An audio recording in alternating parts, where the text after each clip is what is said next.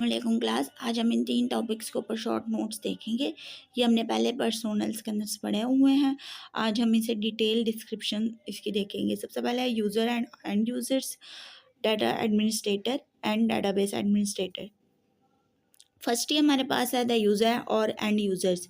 ये ऐसे पर्सन होते हैं जो डाटाबेस सिस्टम के साथ डायरेक्टली इंटरेक्ट कर रहे होते हैं। They use database application with technical knowledge of databases. End user और यूज़र्स के बाद बगैर किसी टेक्निकल नॉलेज के ये डाटाबेसिस को इस्तेमाल कर रहे हैं। ये वो लोग हम जैसे लोग होते हैं जिनको कुछ भी नहीं पता होता कि लाइक अगर दराज है इसके पीछे डाटाबेस किस तरह से होगी, या फिर अमेज़ॉन है उसके पीछे डाटाबेस कैसी होगी, या फिर कोई भी ऐप है उसकी डाटाबेस कैसी होगी, कैसे बनाई गई है, उसकी कोडिंग कैसे की हुई है, हमें कुछ इस बारे में नहीं पता। हम सिर्फ बगैर किसी टेक्निकल नॉलेज उसे यूज़ कर रहे हैं। End users interact with your database through a interface. End users एक इंटरफेस से डाटाबेस के साथ इंटरेक्ट होते हैं। They do not write any program, ये किसी भी प्रोग्राम को राइट नहीं करते, सिर्फ मेन्यूज़ को क्लिक करते हैं। End users have the knowledge of installed software to be use, लेकिन इनको ये पता होता है कि उन्होंने कौन सा सॉफ्टवेयर यूज़ किया। लाइक अगर हमने दराज ऐप डाउनलोड की है तो हमें पता है कि दराज ऐप है, ये किस लिए काम करेगी, ये प्रोडक्ट की बाइंग एंड सेलिंग के लिए काम करेगी। पीजीसी की ऐप है वो किस लिए काम करेगी, ठीक है। तो हम आगे इसकी डायग्राम छोटी सी देखेंगे। तो यहाँ पे मैंने एक ऐप क्रिएट की है, यू नॉलेज के नाम से ऐप है। इसके अंदर नेम, लेक्चर, फी, लॉग आउट जैसे बटन्स हैं। इसके अंदर आप अपने फॉर एग्जांपल अपनी प्रोफाइल ओपन किया, उसके अंदर आपके पिक्चर है, नेम है, क्लास है, एड्रेस है, और नीचे एक एडिट पिक के आप अपनी प्रोफाइल एडिट कर सकते हो, उसका एक बटन दिया हुआ है।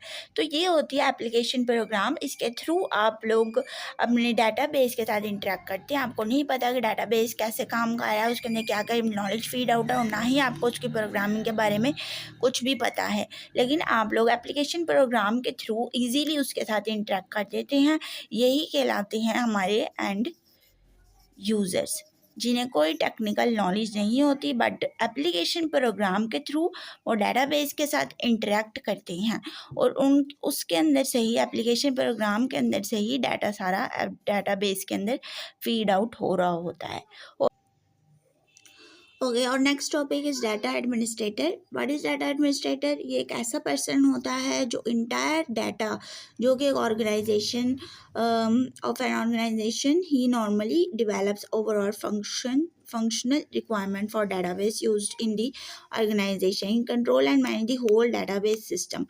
इसके नाम से पता चल रहा है डाटा एडमिनिस्ट्रेटर। डाटा एडमिनिस्ट्रेटर क्या करता है, इसकी रिस्पॉन्सिबिलिटी सारे डाटा की होती है जो भी ऑर्गेनाइजेशन में यूज़ हो रहा है। उसके उस डाटा के ऊपर क्या क्या फंक्शनैलिटीज़ आ रही लगाई जा रही हैं, उस डाटा को डाटाबेस में कैसे मैनेज करना और कंट्रोल करना है। He establish data standards and supervise data distribution in organization. वो ये भी देखता है कि डाटा के क्या स्टैंडर्ड्स हैं, मतलब डाटा के ऊपर रूल्स कौन से अप्लाई किए जाएंगे, और डाटा कौन कौन सी ऑर्गेनाइजेशन में कितना कितना डिस्ट्रीब्यूट हो रहा है। इस सारी चीज़ों की इस सारी चीज़ों को मैनेजर जो होता है वो डाटा एडमिनिस्ट्रेटर होता है। He also communicates with the user when necessary, ये यूज़र्स के साथ भी कम्युनिकेट करता है। He should participate in developing data dictionary and preparing documentations. ये डाटा के डॉक्यूमेंटेशंस भी बनाता है। उसके अंदर ये सारी चीज़ें होती हैं कि डाटा कितना किसके पास है और कितनी एक्सेस किसके पास है, ठीक है। लाइक सीईओ के पास अगर सबका डाटा आ रहा है तो इसके पास ही नॉलेज होगी इस चीज़। उसके बाद कि किस यूज़र के पास कितना डाटा है, किस यूज़र ने कितनी दफ़ा डाटा को डिलीट करवाया और कितनी दफ़ा डाटा को चेंज करवाया है।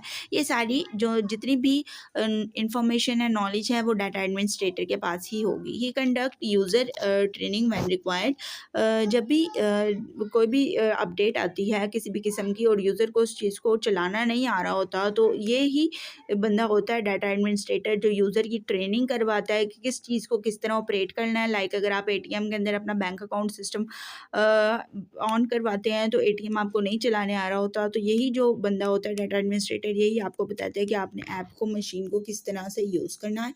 He authorize access to the database, he और coordinates and monitor the use of database. ये डाटाबेस की एक्सेस ऑथराइज करता है, मतलब कि किसको कितना डाटा एक्सेस करवाना है, किसको कितने डाटा के ऊपर रसाई देनी है, वो भी चीज़ ये डाटा एडमिनिस्ट्रेटर ही मैनेज करेगा। ये अब हमारे पास है डेटाबेस एडमिनिस्ट्रेटर। ये एक डेवलपमेंट डेटाबेस की डेवलपमेंट सिस्टम के अंदर बहुत ही अहम किरदार अदा करता है।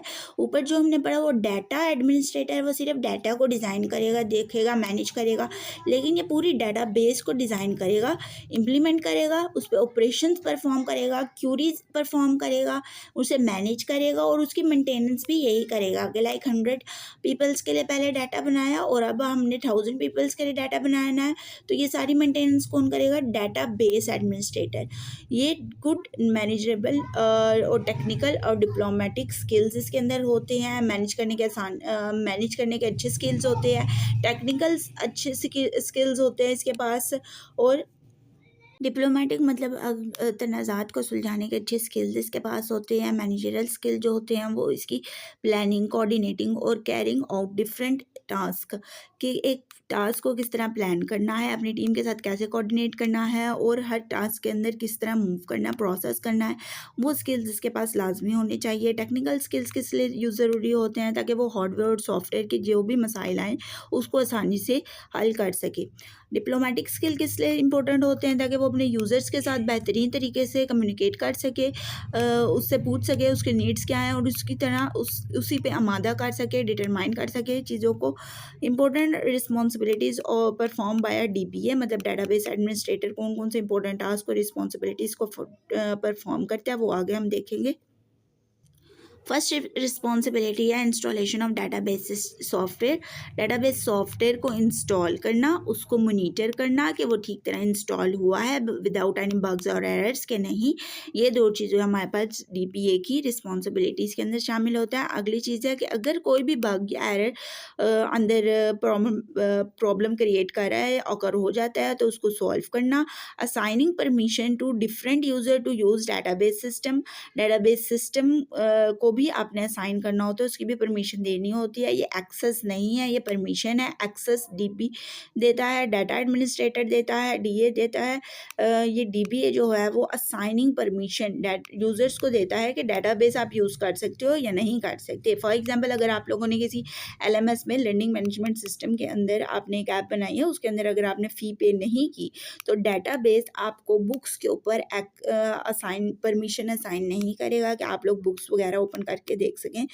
Taking regular backups of database, database का हर दूसरे दिन बैकअप वगैरह लेना, ये भी किसकी जिम्मेदारी है? डीबीए की। या restoring the system in case of any problem और सिस्टम क्रैश, अगर सिस्टम किसी वजह से आपका क्रैश हो जाता है, मतलब काम करना स्टॉप हो जाता है या फिर कोई भी प्रॉब्लम अंदर आती है, कोई भी वायरस वगैरह अंदर आता है, तो वो काम भी किसका है? उसको भी सॉल्व करना डीबीए की जिम्मेदारी है।